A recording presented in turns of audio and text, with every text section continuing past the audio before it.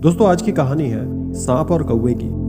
ये दोनों ही दुष्ट प्रवृत्ति के होते हैं। सांप भी दुष्ट प्रवृत्ति का होता है और कौवा भी दुष्ट प्रवृत्ति का होता है। आज इन दोनों की कहानी सुनने के बाद आप कभी भी जीवन में अपने शत्रु से मात नहीं खा सकते। जो लोग अपने शत्रु को देखकर डर जाते हैं, उनसे भयभीत हो जाते हैं, ऐसे लोगों के लिए आज की ये कहानी सुनने के बाद आप अपने किसी भी शत्रु का सामना आसानी से कर सकते हैं। ये कहानी आपको बताएगी कि यदि किसी कमजोर शत्रु का सामना किसी शक्तिशाली शत्रु से हो जाए तो उसका सामना कैसे किया जाए। तो आइए शुरू करते हैं इस कहानी को।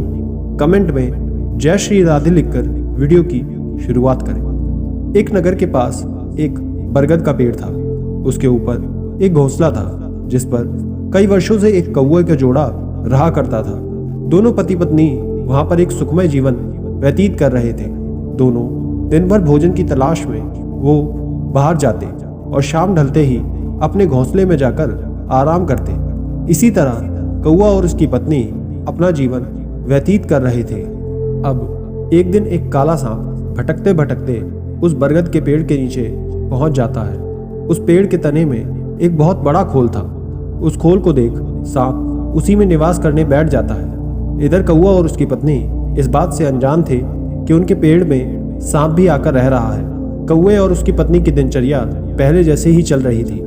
कुछ समय बाद कौवा और कौवी अपने अंडे देते हैं। दोनों ही अंडे से अपने बच्चों के बाहर आने की प्रतीक्षा कर रहे थे। एक दिन दोनों कौवा और कौवी अपने भोजन की तलाश में बाहर निकल जाते हैं। तभी सांप बिल से बाहर निकल उनके घोंसले के पास जाता है और उनके सभी अंडों को खा जाता है और वापस आकर अपने बिल में लौट जाता है। जब कौवा और कौवी वापस अपने घोंसले पर आते हैं तो देखते हैं कि वहां पर उनके अंडे नहीं हैं। ये देख वो अंडों को बहुत ढूंढते हैं लेकिन उन्हें कुछ भी नहीं मिलता। वो काफी चिल्लाते हैं, रोते हैं, लेकिन कुछ भी नहीं होता। अब इसके बाद जब भी कौवा कौवी अंडे देते, सांप अपने बिल से निकल उन्हें खाकर अंदर चला जाता। 3 बार से यही क्रम चलता आ रहा था। हर बार अंडे ना मिलने पर वो रोते बिलखते लेकिन कुछ कर नहीं पाते। लेकिन इस बार कौवा और कौवी जब अंडे देने वाले होते हैं तब वो पहले से ही सतर्क हो जाते हैं कि अब देखा जाए कि कौन है जो हर बार उनके अंडे को खा जाता है। दोनों पति पत्नी अब योजना बनाते हैं और योजना की तरह घोंसले से दूर एक अन्य पेड़ के पास जाकर निगरानी करते लगते हैं। ये देख सांप कि कौवा और कौवी नहीं है, मौका पाकर उनके घोंसले की तरफ बढ़ जाता है और जाकर उनके अंडों को खा जाता है।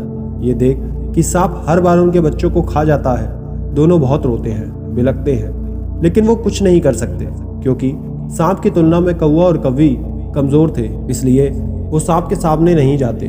दोनों इस जगह को छोड़ अन्य जगह जाने का विचार लेते हैं, लेकिन वो ये सोचते हैं कि हमें इस जगह को छोड़कर जाना होगा। यदि हम यहाँ रहे तो सांप हमारा वंश बढ़ने ही नहीं देगा और इसी तरह उन्हें खत्म कर देगा। इससे बेहतर होगा कि हम यहाँ से चले जाएं। और तब वो ये सोचकर जाने का निर्णय लेते हैं। जाने से पहले अपने साथियों से मिलने जाते हैं और उन्हें रोते हुए सब वृत्तांत सुनाते हैं। उन्हीं सब में गीदड़ भी मौजूद था जो कौवा और कौवी का सगा मित्र था। ये सब सुन वो कहता है कि दोस्त, इस तरह डरकर अपना वर्षों पुराना निवास छोड़कर जाना उचित नहीं है। समस्या केवल तुम्हारे साथ ही नहीं, ये सभी के साथ लगा रहता है। आज तुम्हारे ऊपर समस्या है, हो सकता है कल को मेरे ऊपर समस्या आ जाए, परसों शायद उस सांप पर।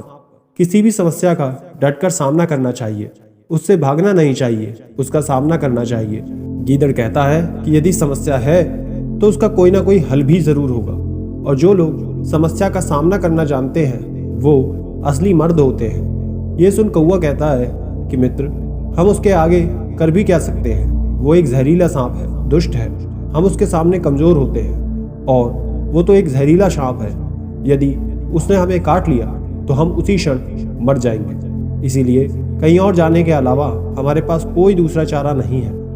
ये सुन कौवे की पत्नी गीदड़ से कहती है कि हर बार हम अपने बच्चों को यूं मरते हुए नहीं देख सकते, इसलिए हमें इस जगह को ही छोड़कर जाना चाहिए। तब गीदड़ कहता है कि दोस्त, जहाँ शक्ति काम ना आए वहाँ बुद्धि से काम करना चाहिए।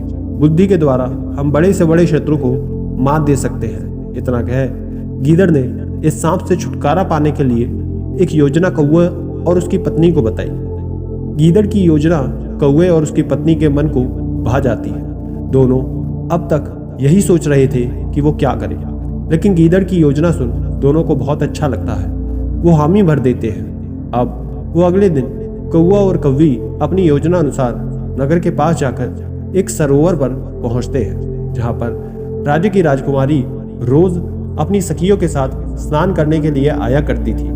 हमेशा की तरह राजकुमारी अपने वस्त्र और गहनों को सरोवर के एक तरफ रखकर स्नान करने के लिए चली जाती है। वहीं उनके सैनिक कुछ दूर खड़े हुए थे।